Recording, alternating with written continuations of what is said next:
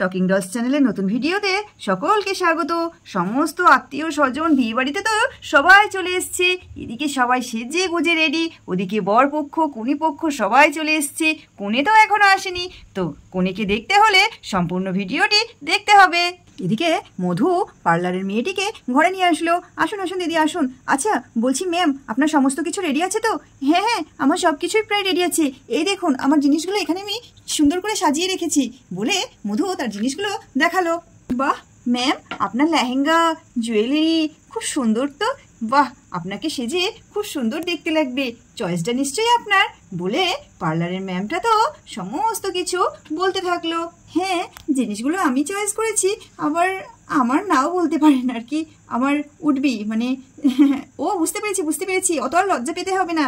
ঠিক আছে চলুন ম্যাম, আপনি তো স্নান করে এসেছেন, চলুন আপনার চুলটাকে ড্রাই করে নিন, চলুন ওখানে গিয়ে বসবেন বলে মধু এখানে এসে বসে পড়লো। পার্লারের মেয়েটি মধুর চুলটা হেয়ার ড্রাই দিয়ে শুকিয়ে নিচ্ছে। ম্যাডাম, আপনার চুল শুকানো হয়ে গেছে, এবার আসুন আপনার আগে লুকটা সেট করে দিই। এবার মধুর প্রথমে হেয়ারটাকে সেট করে নেওয়া হচ্ছে।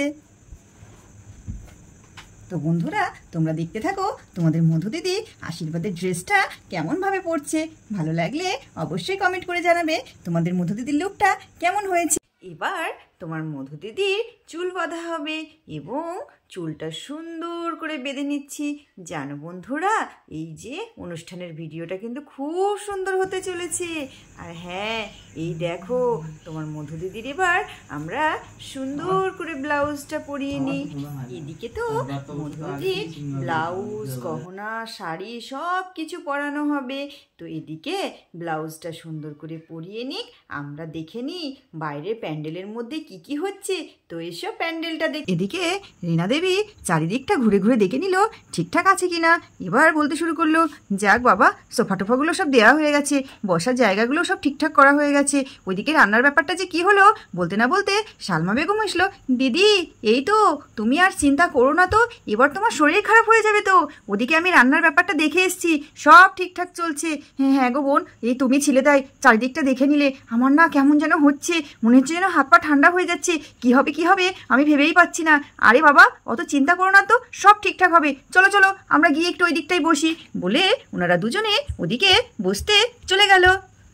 ওদিকে প্যান্ডেলের মধ্যে সালমা বেগম আর রীনা দেবী গল্প করছে।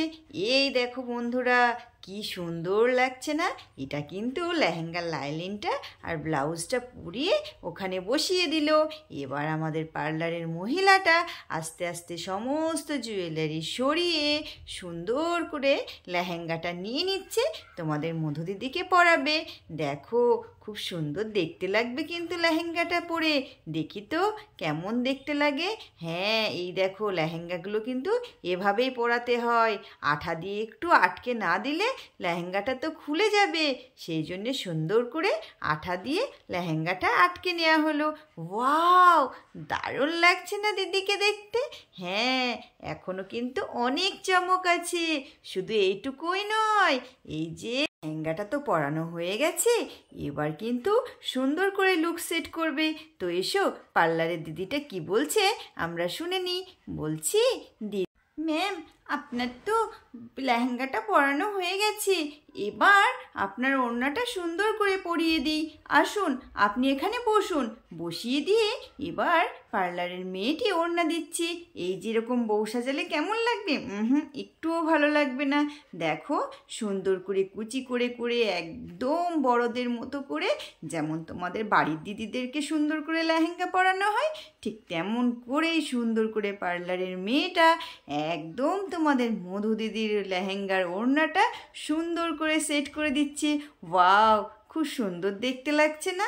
অবশ্যই কিন্তু কমেন্ট করে জানাবে তোমরা তোমাদের মধু দিদির লেহেঙ্গা পরানোটা কেমন হলো। তোমাদের ভালো লাগছে তো তোমাদের মধু দিদির মেকআপ করা দেখতে? তোমাদের বাড়িতে যখন কারোর বিয়ে হয় তোমাদের দিদিদেরকে তো তখন দেখতেই দেয় না পার্লারের মেয়েরা, তাই আমি ঠিক করলাম তোমার মধু দিদির সমস্ত লুক আমরা তোমাদেরকে দেখাবো। এই দেখো পার্লারের মেয়েটা কি সুন্দর করে ওড়নাটা পরিয়ে দিয়েছে। এটাই তো আমরা চেয়েছিলাম, তোমার মধু দিদিকে যেন একদম পরীর মতো দেখতে লাগে। এসো এসো, এখনো তো গহনা পরতে বাকি আছে। কি কি গহনা পরবে, কেমন লাগবে সেগুলো দেখতে হবে তো।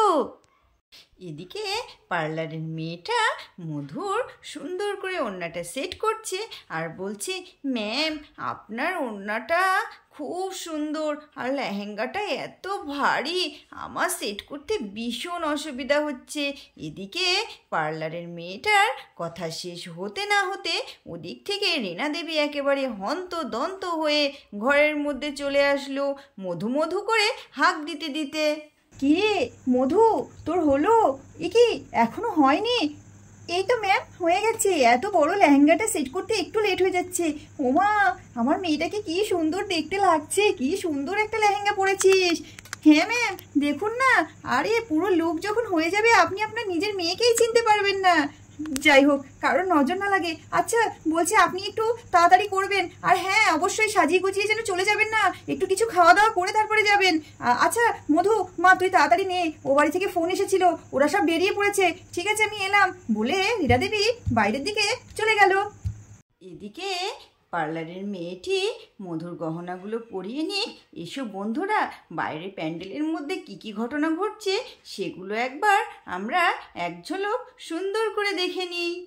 শিরিন বলতে শুরু করে দিল, দেখেছিস পটে, দেখেছিস কি সুন্দর সাজিয়েছে মাধব দাদাটা, বেশ মাথায় বুদ্ধি হয়েছে, কত বেলুন লাগিয়েছে বল। আমার তো ওই ব্লু রঙের বেলুনটাও দেখ দেখ দেখ, ওই ব্লু রঙের বেলুনটা আমার বেশি ভালো লেগেছে, কেমন চকচক করছে তাই না? আমার কিন্তু বাবা ওই সাদা বেলুনটা বেশি ভালো লেগেছে। এই শোন না শিরিন, যেই দিদি অনুষ্ঠানটা হয়ে যাবে আমি আর তুই সব কটা বেলুন নিয়ে নেবো, নিয়ে আমরা খেলা করবো, হ্যাঁ কি মজা হবে তাই না?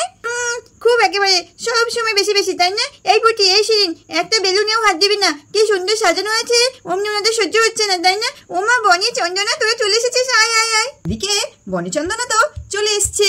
এই মুন্নি ভাও, তোকে তো কি সুন্দর দেখতে লাগছে রে বাবা, কি সুন্দর ডেকোরেশন হয়েছে মধু দিদির বিয়ের, একদম টিভির মতো, খুব সুন্দর হয়েছে রে। তোদের ভালো লেগেছে? আয় আয় তোরা বস, এত দেরি করলি কেন? মা ওই দেখো কারা আসছে। মা শালমা, ওই দেখো দেখো কুটুম চলে আসছে, চলো ওঠো। ওই দেখো ওই মধুটার এখনো হয়নি, এদিকে আত্মীয় স্বজন সব চলে আসলো। মা আসুন আসুন আসুন। এদিকে সবিতা দেবীরা ওনার শাশুড়িকে নিয়ে ভেতরে ঢুকছে। ও মা, মাসিমা আসুন আসুন আসুন, এসে বসুন এদিকে। হ্যাঁ মা, আর বলো না, এ মাজার ব্যথাটা বড্ড বেড়েছে, ওই জন্যে। হ্যাঁ হ্যাঁ আসুন আসুন, আমার খুব সৌভাগ্য গো, আপনি একটু এসছেন, বাড়ির বড়রা না আসলে হয় বুঝি, গাড়িতে আসতে আপনার অসুবিধা হয়নি? তা একটু হয়েছে বই কি। আচ্ছা দাঁড়িয়ে কথা বলতে হবে না, আপনারা আসুন বলে রীনা দেবী ওদেরকে বসানোর জন্য ওইদিকে নিয়ে গেল। বলছি শালমা বোন, তুমি একটু মধুকে গিয়ে নিয়ে আসো না, দেখো না কত দূর।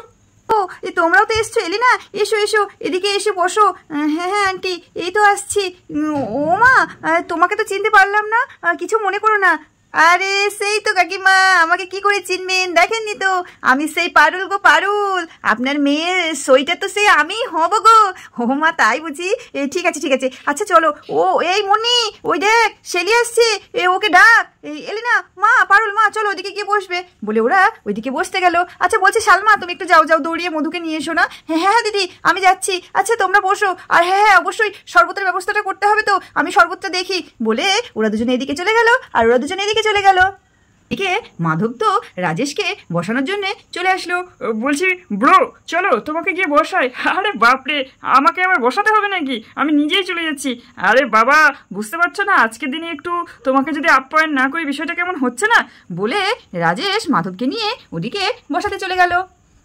এদিকে পার্লারের মেয়েটি মধুকে সুন্দর করে সাজিয়ে দিয়েছে, এবার সুন্দর করে টিকলিটা লাগিয়ে দিল, সুন্দর করে হার পরিয়েছে, চুড়ি পরিয়েছে, সমস্ত কিছু পরিয়ে দিয়েছে।